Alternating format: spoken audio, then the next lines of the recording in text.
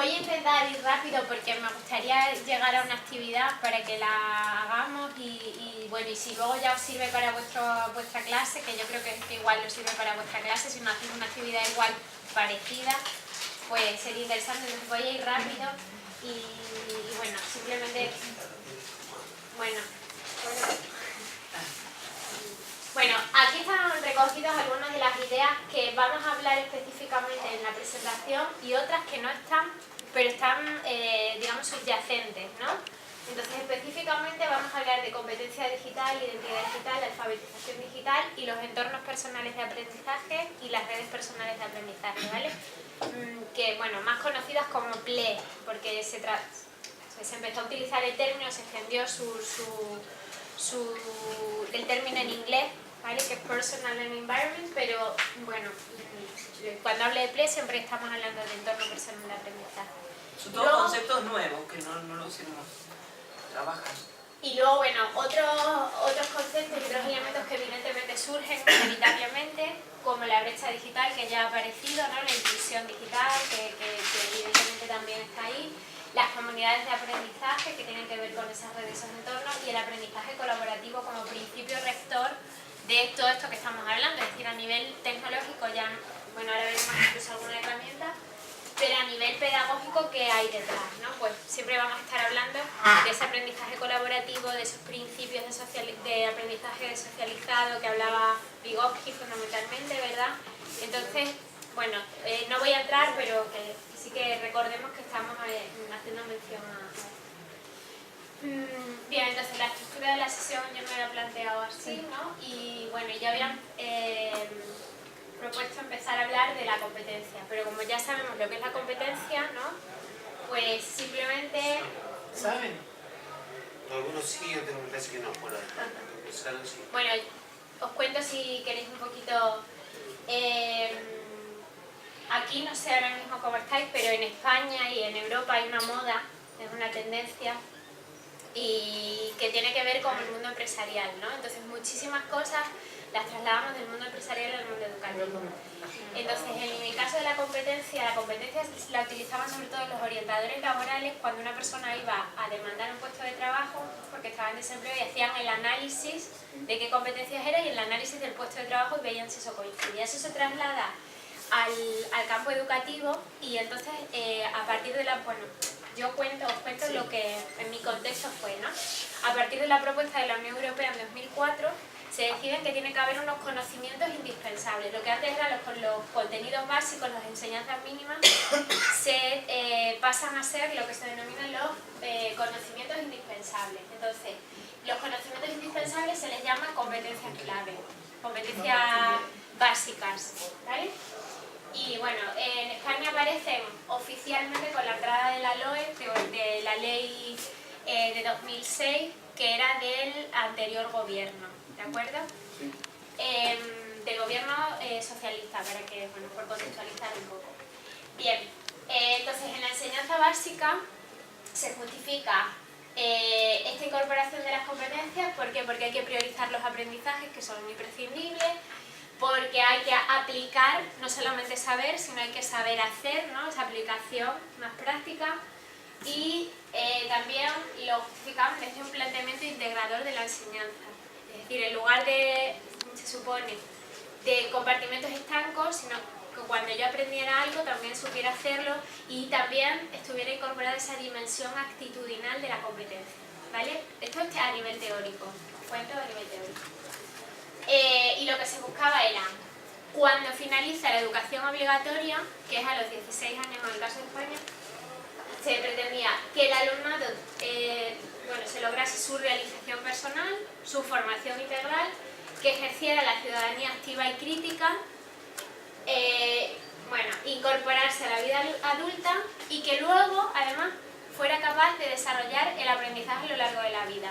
Es decir, que fuera una persona autónoma y fuera capaz de gestionar sus propios aprendizajes a lo largo de la vida a partir de los 16 años. ¿De acuerdo? Ese era un poco el planteamiento. Pero como os decía, esto es la educación obligatoria, también lo trasladaron a lo que era la educación permanente.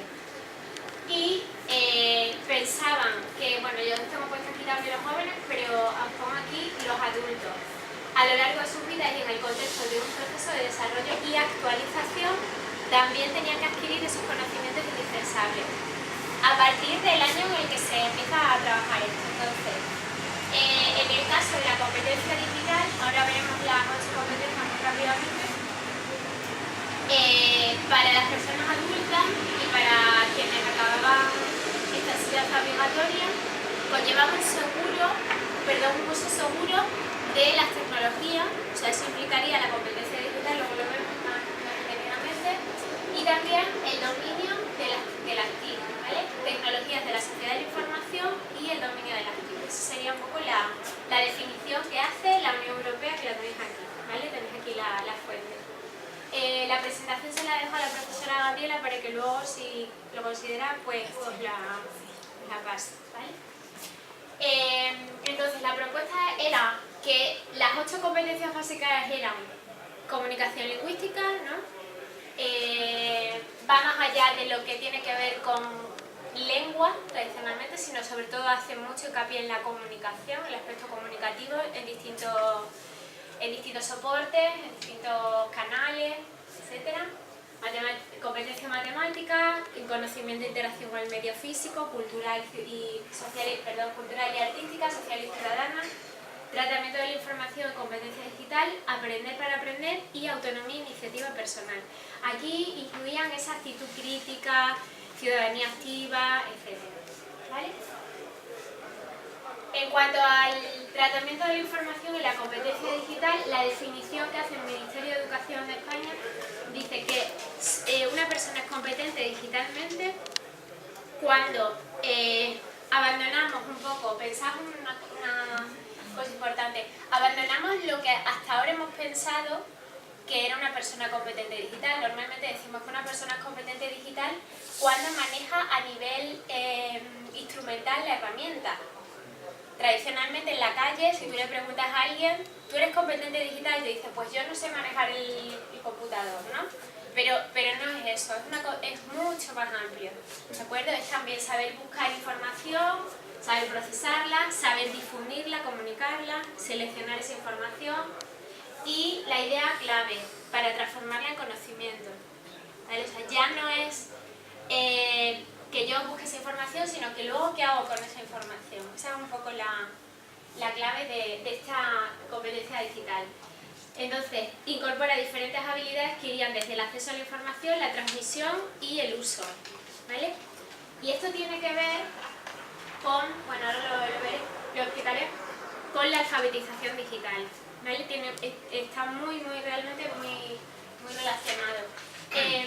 Este sería el resumen de esas dimensiones. Por un lado, buscar, obtener, procesar información y transformarla, ser competente como herramienta de trabajo intelectual, eso que os decía de ser capaces de gestionar mi aprendizaje a lo largo de la vida, pero utilizando las tecnologías, y utilizarlas en su doble función de transmisoras y generadoras de conocimiento, y ser una persona autónoma, eficaz, responsable, crítica, y para que en el uso, en la selección de esta información, así como de las fuentes, ¿vale?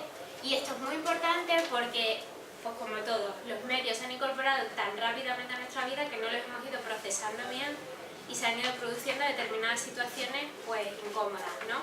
De plagio, de noticias que aquí también, bueno, y en todos sitios salen todos los días, de adolescentes que se pasan fotos desnudos y entonces hay un delito y hay que denunciar, y, ¿no? Pues un poco incorporar esa dimensión también tan importante que es la actitudinal, ¿de acuerdo?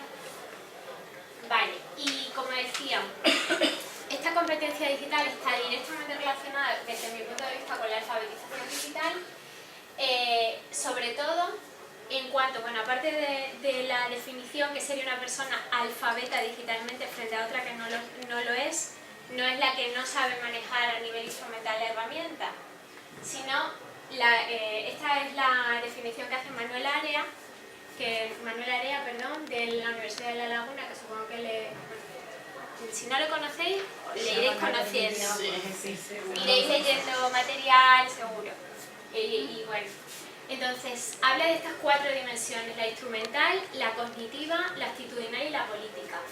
La instrumental es manejar el hardware y el software, ¿de acuerdo? Es saber dónde se enchufa la cámara, la webcam, o dónde se enchufa, no sé, dónde se enchufa, por ejemplo, el cable de red. Es que hay gente que no sabe, ¿no? O sea, que no es solamente lo que es el uso del software, sino también a nivel técnico conocer a nivel de usuario cómo se utiliza el hardware. La dimensión cognitiva, usar inteligentemente esta información, lo que hemos dicho antes, buscar, seleccionar, ¿vale?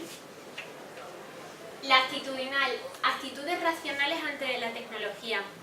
Y cuando yo trabajo esto con mis estudiantes de primero, que tienen 18, 19, o sea, es el curso de maestros, pero en el primer año, siempre se ríen cuando hablamos de esto, porque con el tema de WhatsApp, estamos en clase y están permanentemente, bueno, pues mirando el móvil, ¿no?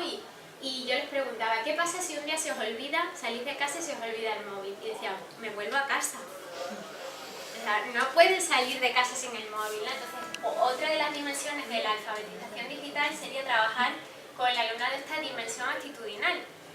Ni una actitud de tecnofobia, que también la hemos podido encontrar seguro en alguna persona, ni de tecnofilia, que es lo que bueno, está ocurriendo con determinadas herramientas, ¿no? Que es una adicción, una dependencia, una tecnoadicción que se denomina por otros autores, ¿no? Excesiva, ¿de acuerdo? Entonces, hay una campaña en internet que no sé si la habéis visto, que es la de desconectar, que pone desconectar, ¿no? Y es, pues, igual que sabemos conectar y estar conectados y estar en línea, también tenemos que aprender a desconectar para conectar, desconectar para conectar con otras personas, ¿no? Entonces, bueno, un poco sería el equilibrio, buscar el equilibrio, eso es.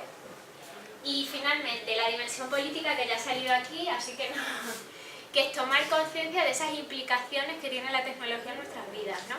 Como hace 20 años, por decir, o menos 10, yo siempre les digo, cuando por ejemplo tenéis novio o novia, y se ríen, ¿no? Les hace mucha gracia que les pregunte por lo del novio.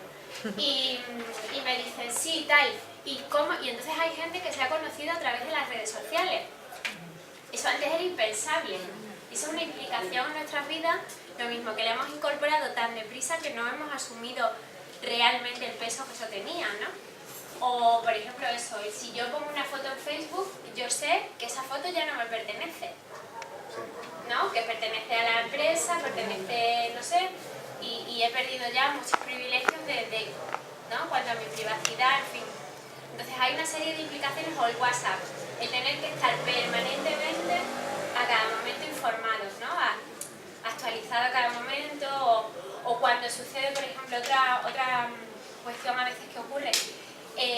Os cuento un caso muy reciente. En el caso del accidente de tren que hubo en España el mes pasado, en julio, hubo personas que sufrieron una situación un poco, bueno, que algunos psicólogos habían identificado como un cuadro de ansiedad, porque estaban excesivamente informados. O sea, si tú, por ejemplo, seguías el timeline de Twitter y lo estabas consultando a cada minuto, te genera una sensación de angustia tremenda, porque van apareciendo el número de personas fallecidas a cada poco, ¿no? Y eso te genera una situación de ansiedad, de angustia tremenda, ¿no? Entonces lo mismo, eso es una implicación que tiene la tecnología en nuestras vidas y también tenemos que saber manejarla.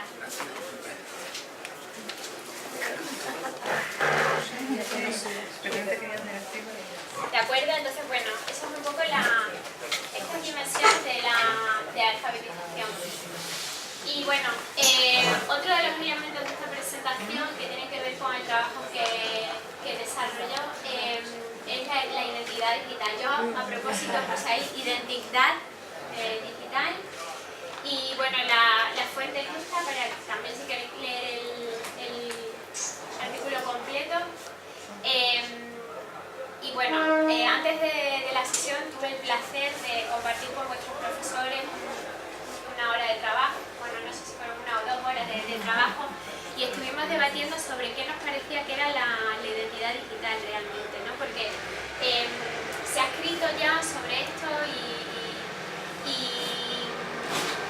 yo me planteo qué tenemos que hacer desde, o sea, desde la educación, ¿no? De realmente cómo trabajarla, cómo esa conceptualización, yo creo que todavía incluso hay que desarrollarlo un poquito más por nuestra parte, porque hasta ahora han escrito mucho personas que están fuera del mundo educativo, entonces yo creo que hay que seguir trabajando en ese sentido. Y bueno, sería rasgos de una persona que están digitalizados, es decir, podríamos entender desde mi punto de vista sería la proyección que yo hago en el mundo digital, en el mundo virtual de mí misma. Nunca soy yo, ¿verdad? Sino es una proyección, ¿no? La profesora Graciela decía, es que realmente nunca soy yo porque yo tengo como muchas facetas en mi vida, ¿no? Tengo mi faceta docente, mi faceta personal, ¿no? De mi ocio, ¿no? De mi grupo de amigos. Y claro, realmente tu identidad digital nunca eres 100% tú. Siempre es una parte de ti y se supone que además es la parte que queremos mostrar. Se supone, digo lo de se supone, ¿no? Entonces, bueno, ¿qué es lo que destacaría? Bueno, lo que se dice sobre mi persona en internet sería mi identidad digital. Cuando antes no ocurría esto, pero ahora ya cuando dices Luis Sánchez y dices, ¿tú quién es Luis Sánchez? Y te vas a Google y pones Luis Sánchez, ¿no? Bueno, un nombre muy común, pero si es por ejemplo Prudencia como yo, sale, ¿no? Entonces sale mi perfil de Facebook, sale la página de la universidad, salen muchísimas cosas que no controlas porque ya no se puede controlar, ¿no? Entonces, eso sería la identidad digital. ¿Qué dice la red internet de mí? O hasta dónde le he permitido yo decir, ¿no? Hasta dónde tengo control sobre lo que dice la red de mí. Entonces, bueno, la visibilidad, reputación y la privacidad serían elementos de esta identidad digital y que tenemos que conocer para gestionarla. Hace unos días había una persona que decía en Twitter, ya que tengo identidad digital, por lo menos voy a gestionarla. No voy a permitir que otros la gestionen por mí, sino voy a gestionar yo mi identidad digital. Voy a poner una imagen que yo controle de mí, voy a saber qué comentarios hago, qué comentarios no hago, qué entorno, con qué fin, en fin. Un poco esa sería la idea. O sea, no huir de ese control que evidentemente está ahí, ¿no? Que todo el mundo sabemos que hay agencias que están detrás, ¿no? O por lo menos esa rumorología existe de que hay ciertos controles que se van haciendo. En España, por ejemplo, no sé si aquí ha llegado esa noticia, supongo que sí, una ama de casa que estuvo buscando, estaba cocinando y puso las palabras olla, molotov y no sé qué más, ¿no? Y entonces la CIA se presentó en su casa. Claro, pensaban que estaba haciendo un cóctel molotov o una bomba o así. Entonces, evidentemente, esas cosas ocurren, o sea, no es tan raro, en fin. Y entonces hubo una iniciativa que era quedar un día, una hora, para que todo el mundo empezara a tuitear, a buscar en internet palabras que fueran bomba, molotov, incendio, no sé qué. ¿No? Para ver los locos. Entonces, bueno, a pesar de saber todo eso, si puedo controlar en la medida de lo posible, ¿no? Pues yo creo que es lo recomendable. Y transmitir eso porque estamos trabajando con adolescentes. Sí. No, y hay gente que no aparece en ningún lado. Eso también es una identidad. No, ¿les parece? Mi papá que no está en ningún lado. Bueno, no creo que no tiene Twitter, no tiene Facebook, no tiene computadora. Pero a lo mejor está en un listado. Está en el censo o está en un listado del club de amigos de la petanca. Claro, Escucha, mi papá el otro día, mi papá no falleció hace 18 años, aparte que tenía colección. Pero es interesante lo que decís. Una Una persona que no aparezca es porque algo hizo para que no aparezca. Claro. Porque si no, todos estos registros de algún lado salen, ¿no? Hay que hacer todo, digo que es al revés. Sí, hay que hacer todo un trabajo para no aparecer.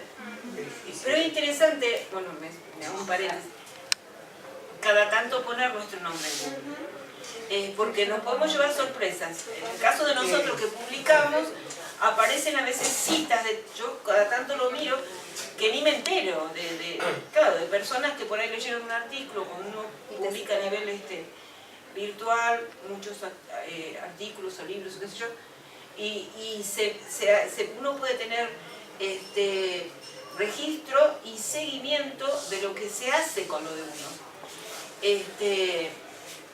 Yo tuve la verdad que la desagradable sorpresa, después ya ahora ya me acostumbré, que más de una vez me hacían entrevistas y antes de publicarlo yo pedía que a ver qué van a escribir de lo que yo dije, ¿no? Hasta ahora nunca pusieron nada extraño, pero hay una práctica de publicar sin que controle el autor lo que dijo, con lo cual es bastante arriesgado. Hasta ahora no me pasó, pero digo, esta cuestión la tenemos que tener en cuenta, sobre todo si vamos a participar en revistas digitales, esto de controlar qué se hace con nuestro nombre o con lo que nosotros decimos, ¿no? Eso.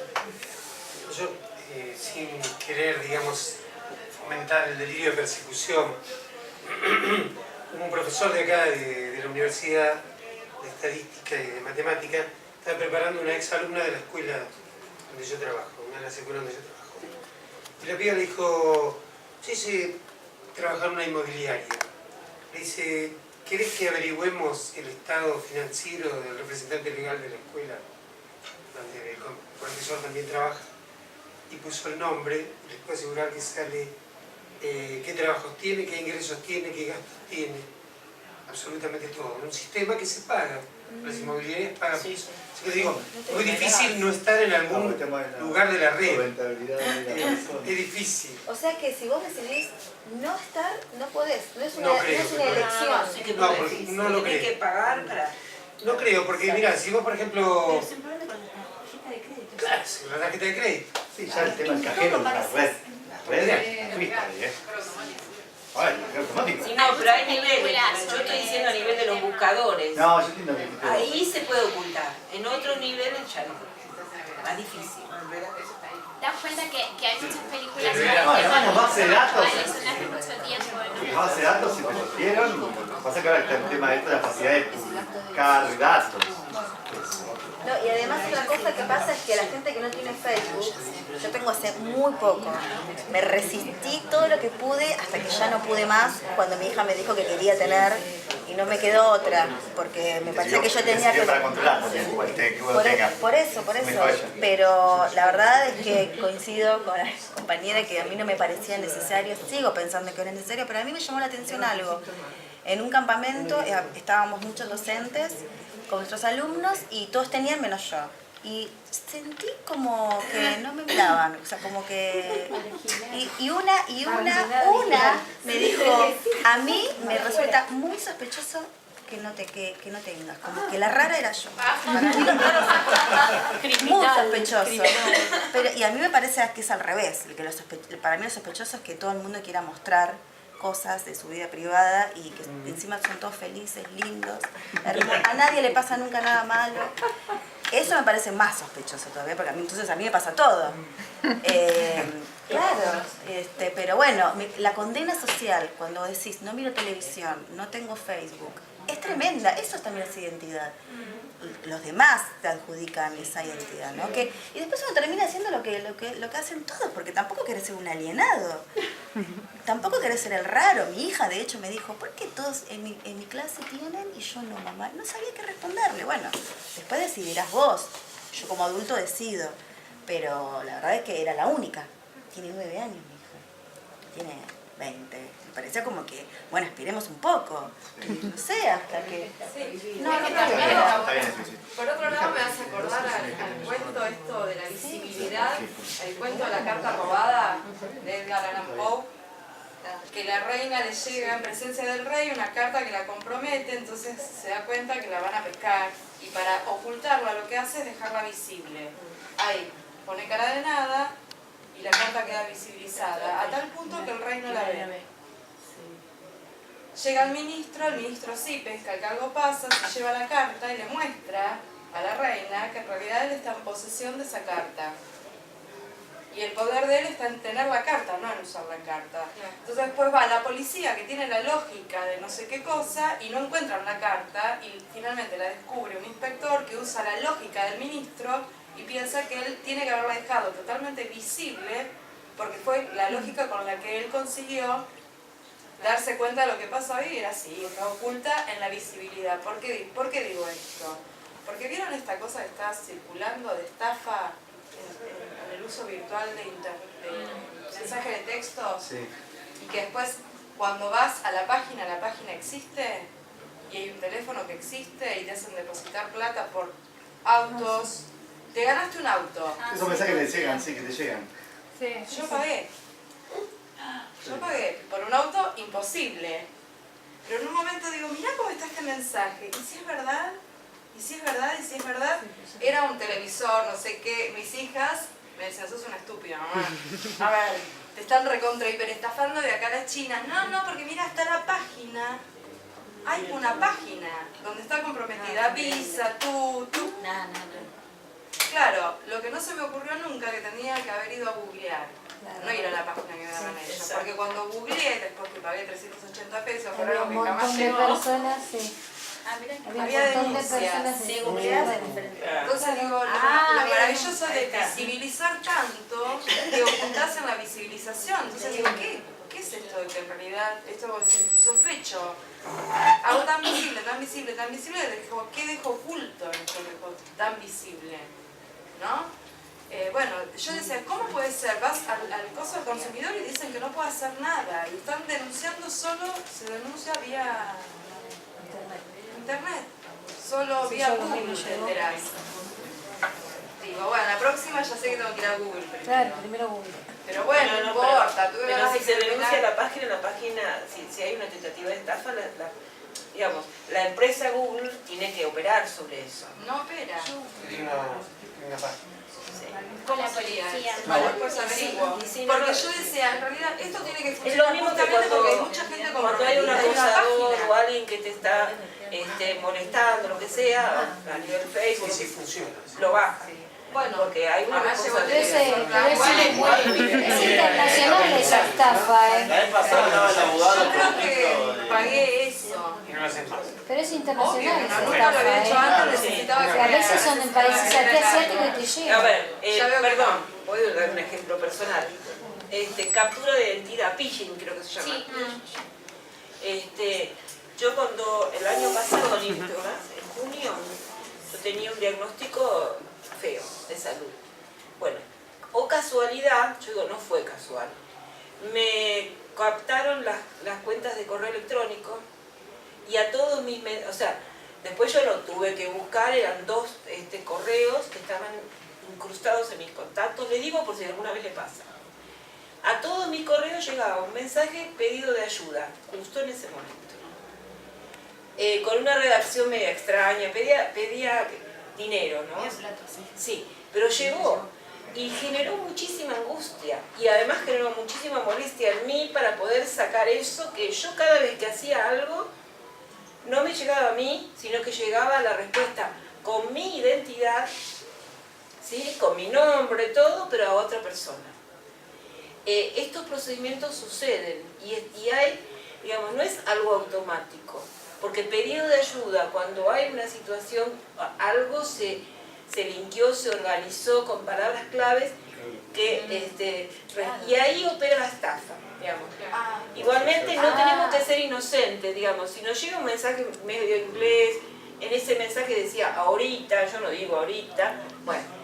Y un amigo mío siguió, ay sí, ¿qué te pasa? Sí, estoy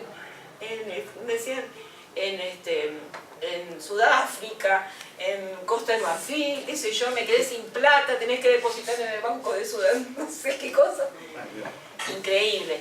Pero digo, en ese procedimiento, si lo siguen haciendo, lo pueden hacer, por algo lo están haciendo, que alguien, digamos, algún rédito tiene. Pero lo que les quiero decir más allá del ejemplo, es que lo hacen y que se puede hacer, el robo de la identidad digital. ¿Y cómo se denuncia? ¿Cómo se hace? O sea, primero yo tuve que anular todas las cuentas. Todas las cuentas las tuve que cerrar. Un problema, claro.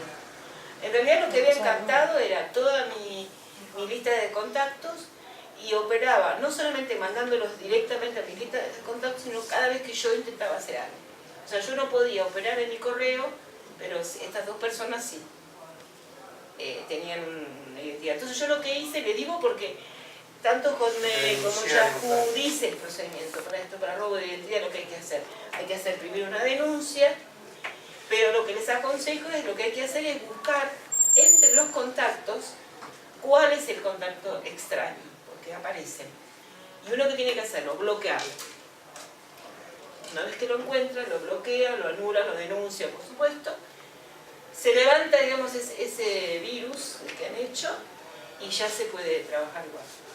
Pero es un trabajo artesanal que uno tiene que hacer, uno tiene que hacer eso, como usuario. Bueno, nada, es como un ejemplo que fue realmente muy bravo, porque yo digo, ¿cómo puede ser que me están leyendo mis mensajes? Claro, pero por eso, porque no fue casualidad, leyeron el mensaje y supieron que ese anuncio iba a llegar. También puedo decir que fue la casualidad, ¿no? Fue la casualidad, pero pedido de ayuda a mis contactos le sonaba otra cosa. Bueno, Bran, ¿qué te podemos ayudar? ¿Qué sé yo? Estoy en Costa de Marfil.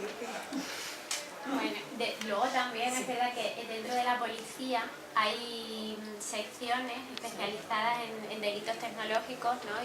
Y también puedes denunciar, por ejemplo, yo conozco mucha gente en Twitter que directamente en cuanto va a una página y se encuentra pues imágenes de pornografía infantil o así, nada más tiene que escribir la dirección o sea, el nombre del perfil de la policía, que no recuerdo, y la policía se encarga de comprobarlo y ya pone en marcha todo. O sea, que no es necesario ir físicamente a denunciar a una comisaría. Si te afecta a ti, sí. O sea, si es un tema personal tuyo, es como lo que decía Graciela, sí.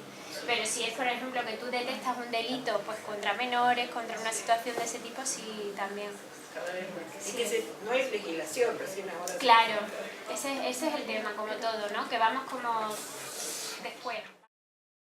Los trámites que traiga. Y Graciela hoy decía que es verdad, es un agricultor, ¿no? de no sé qué zona, que en realidad no sabe nada de la computadora, pero necesita para hacer un trámite con la administración pública, para pedir una subvención, una ayuda, un no sé qué, un reconocimiento de no sé qué tipo, pues necesita, eso pasó en mi comunidad autónoma, que les pidieron a los agricultores que el trámite de la PAC, bueno, de la ayuda de la Unión Europea para el cultivo, lo tenían que hacer de manera electrónica, porque estaban implantando la administración electrónica. Entonces, en mi comunidad autónoma, que es muy rural, ¿no? Que es eminentemente rural, hay muchos agricultores, pues imaginaos el conflicto que eso supuso. Entonces, al final, pues iban a pedir ayuda a otras personas, a gestorías, a asesorías de gestión económica, etcétera, para que les ayudaran, porque evidentemente no sabían. Entonces, nuestra identidad digital ya no solo va a ser todo esto que hemos estado hablando, sino también va a ser una identidad digital con nombre y apellido, con un DNI electrónico, ¿verdad? Con una firma digital, etcétera, etcétera, para todos los trámites con la administración pública. Y es a lo que vamos, tardemos más, tardemos menos, ¿no? Y bueno, y aunque tiene una ventaja, y es lo de también que se habla mucho ahora en internet, sobre el tema de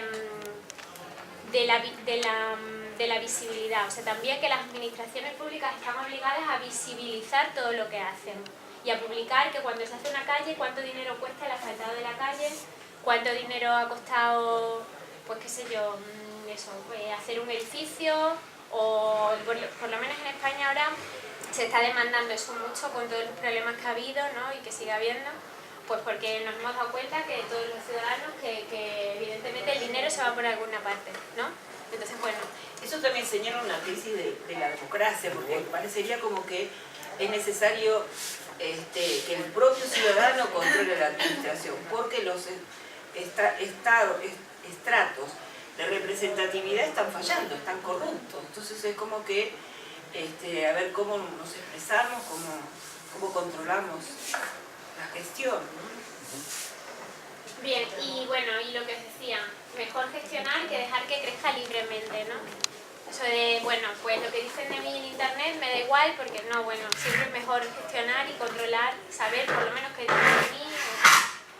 Y bueno, y aquí hablaba también eso de lo que dicho antes de la inclusión digital, la brecha digital, ¿no? Es decir, quiénes están dentro, quiénes están fuera. Otra cuestión también que sería para un debate muy largo, es el tema de cuando, seguro que también conocéis personas que suben fotos de niños, de sus hijos a Facebook, ¿no? Lo hacen con toda la mejor intención para que lo vean sus tíos, sus amigos que viven en no sé dónde, ¿no? Pero ¿qué ocurre? Que esto también es exponer públicamente, de alguna manera, ¿no? Aunque no tenga, porque un niño de 4 años no tiene una identidad digital definida, no tiene un perfil en Facebook, no tiene... pero su imagen sí está.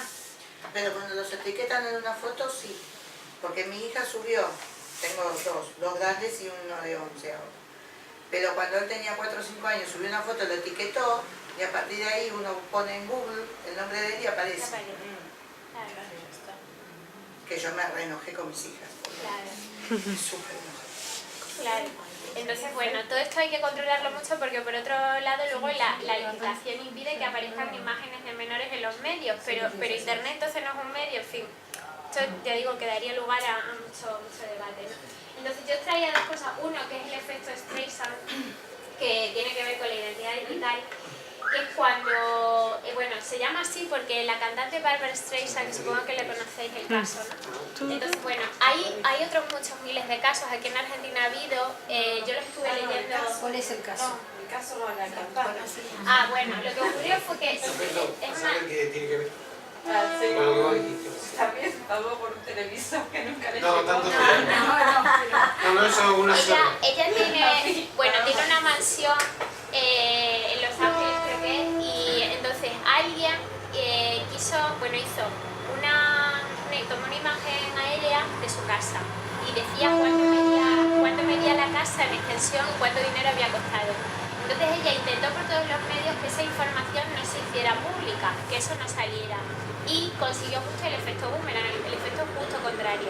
Cuando más ella se empeñó en bloquear esa información a los medios de comunicación, etcétera, más se difundió entre las redes sociales, entre todos los medios de comunicación, porque las redes sociales entonces no estaban tan extendidas como ahora, y más se hizo, ¿no? Yo estuve leyendo algunos casos de Argentina también, de algún presentador que le ocurrió, de algún político, que estuve leyendo, es que no me acuerdo, un político que se hizo una foto con unas botellas de agua, lo subió a Twitter, diciendo que estaba en no sé dónde ayudando cuando las inundaciones, y luego resultó que estaba... Claro, eso es. Y entonces decía, ¿no? que retiraron la foto, pero ya la foto había corrido, ¿no? Entonces ese es el efecto, se denomina así, efecto Streisand. Es decir, cuando yo digo, por favor, no tuiteéis más mi foto de la playa porque no sé qué, y más gente la tuitea, ¿no? Entonces eso tiene que ver con la identidad digital y con el control que tengo sobre la información que publico, etcétera, ¿no? Yo les contaba en España una presentadora que se llama Paula Vázquez, que es la típica presentadora mona, rubia, etcétera, publicó una foto de un informe médico y no se dio cuenta que estaba su número de móvil. Entonces ella pidió por favor que no la llamaran, pero la llamaron. Claro, Era rubia. No, perdón. Bueno, entonces, en fin, eso es el efecto Streisand, ¿vale? Que las redes, internet, a veces tiene el efecto contrario. Cuanto más queremos cerrar, ¿no? Más se abre. Claro, exacto. Bien, y luego tenía también una reflexión que era el ámbito público frente al ámbito privado, ¿no? Lo que hemos estado comentando.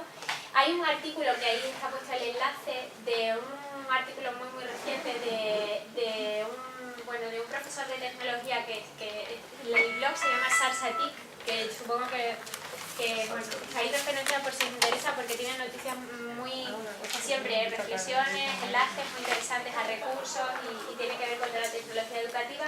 Y él, la penúltima entrada del blog que hacía era si yo realmente tengo que tener dos perfiles en mis redes sociales, uno personal y otro profesional, digamos, público, ¿no? Uno privado y otro público, o realmente yo soy yo. ¿no? Es decir, porque lo que hablábamos antes de la identidad, yo tengo una colega de una universidad catalana que me decía, yo al principio tenía 2 cuentas, ¿no? Tenía una cuenta en Facebook, yo también las tengo. Como 5. Pues yo ya dejé de utilizar una. Claro, ¿qué ocurre? ¿Cuál dejé de utilizar? Dejé de utilizar la personal. ¿Por qué? Porque la profesional cada vez crecía más, ¿no? Vas conociendo más gente, la gente te pide ser tu amiga. En Facebook a ti te interesa seguir a otras personas porque ponen cosas interesantes. A la vez yo tengo primos pequeños que se van incorporando a Facebook y me decían, ponme como amiga. Entonces es difícil, pero claro, en realidad cuando yo vengo a clase, ¿no? o vuestros profesores vienen a clase, no solo lo profesional, a veces también hablamos del ámbito personal y contamos cosas personales, ¿no? Entonces el tema está en controlar, en saber controlar y controlar qué hay o qué no hay, ¿no? Entonces hay gente que se casa o tiene un hijo y lo pone a bombo y platillo. Y hay otra gente que no. Yo, por ejemplo, me enojé con una hermana porque las fotos de mi boda las puso en Facebook. Yo no las puse, ella las puso.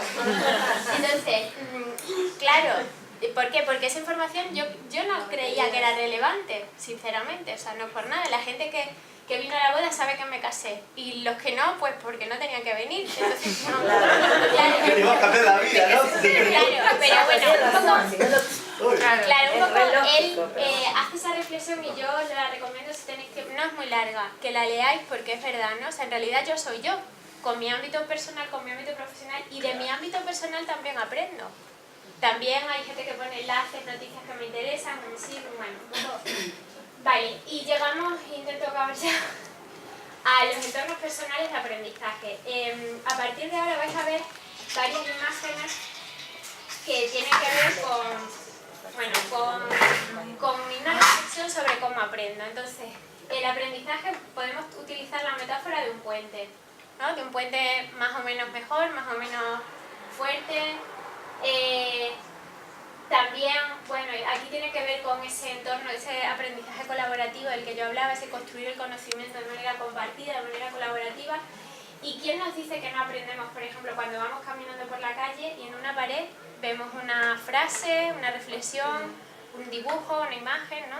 Que nos recuerda algo, que nos invita, nos incita a pensar, a reflexionar? Entonces, bueno, el entorno personal de aprendizaje sería un conjunto de actividades, herramientas, situaciones, personas que están organizadas en una red. Y esa red me permite a mí aprender. ¿De acuerdo? O sea, un entorno no es un conjunto de herramientas y de actividades, sería todo. ¿De acuerdo? Ahora vamos a entrar un poco más en profundidad. Entonces, el entorno personal de aprendizaje, el PLE, estaría a medio camino entre todos estos conceptos que son muy novedosos, pero que ya vais a ir escuchando cada vez más, que es el aprendizaje invisible de Cobo y Moravec, ¿no? De Cristóbal Cobo y de John Moravec, de aprendo en cualquier momento de la vida, en cualquier lugar. A veces aprendo cosas que no soy consciente, que no las visibilizo, ¿de acuerdo? El aprendizaje mediado, que tiene que ver con lo que ya hemos dicho.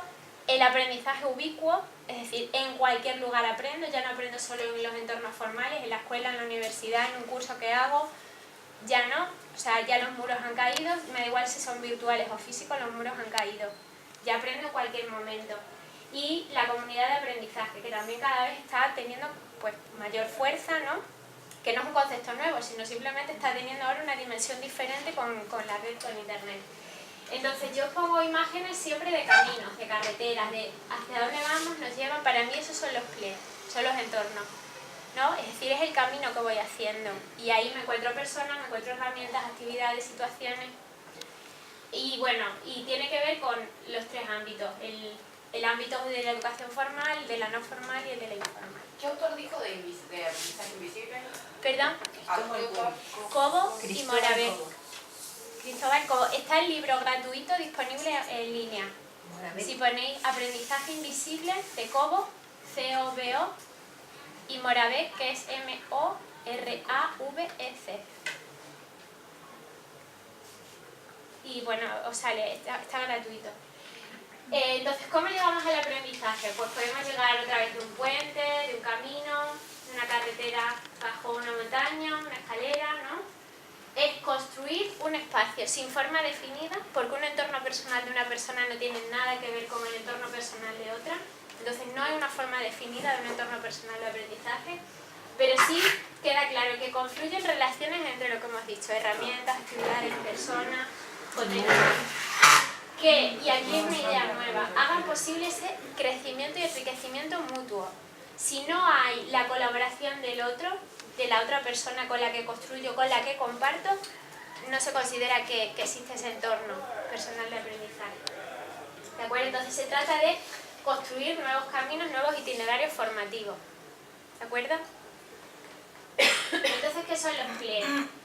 Es un nuevo enfoque del aprendizaje, no es una nueva metodología, no está definida como tal, no es una nueva técnica, simplemente es una nueva ecología, un nuevo escenario, un nuevo ambiente donde aprendo, ¿de acuerdo?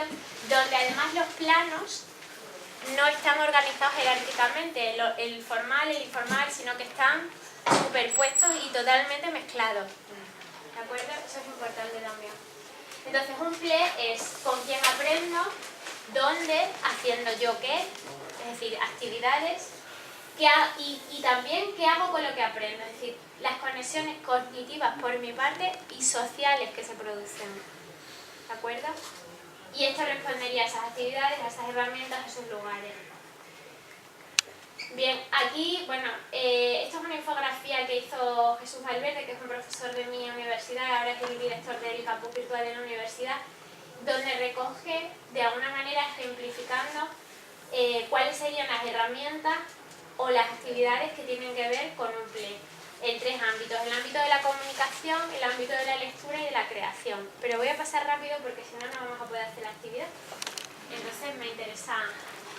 Entonces el PLE implica que nosotros como docentes proporcionemos soporte para que el alumnado fije sus propios objetivos de aprendizaje, para esa competencia que decíamos de aprender a aprender, de gestionar su propio aprendizaje, y se comuniquen con otras personas, ¿de acuerdo? Y aquí ya volvemos a romper la idea del grupo de iguales, no solamente con personas del grupo de iguales, sino personas que están fuera, ¿vale? Que puedan aportar.